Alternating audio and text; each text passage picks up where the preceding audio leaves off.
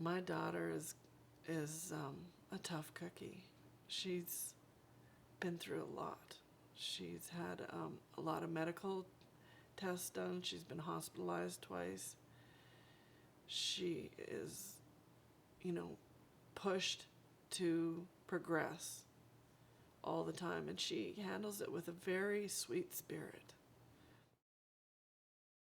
Allie has a small deletion on chromosome 15. It's a pretty rare, doesn't even have a name, so it's a rare diagnosis. It's caused her to have delays pretty much across the board in speech and in her motor skills and that type of thing. With the help of Easter Seals, figuring out what works for her and what doesn't, and what helps her, because what works one day maybe doesn't work the next. And so we've had a really good team approach with the Easter Seals early intervention people sort of guiding us, and then us figuring out what worked, what didn't, and then fine-tuning from there to get progress.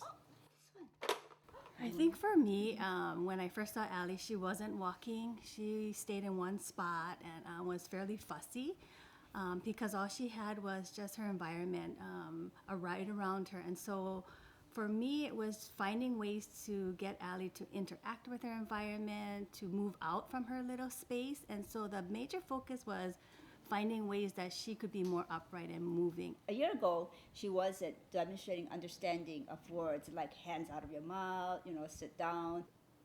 We've just had wonderful people to work with. Very professional, and even more so than the knowledge and the professionalism is the caring spirit that these people have. Sometimes by 7:30 in the morning, we have 6 or 7 people in our house. We're home-based in the natural environment, and that allows us to be very, very entwined with the family. When they come here, we may have had a rough night with Allie. She may be sick. There may be the phone ringing.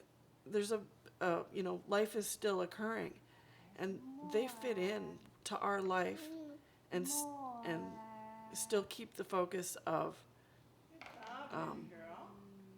teaching us and guiding us and supporting us and working with Allie in amongst so many other things that are going on. So it's really a fine dance, I think, that they do in terms of being able to enter somebody's life and really actually fit in and become a part of the family. I don't ever get the sense that anyone's, watching the clock or thinking about their next client or anywhere but right where they are.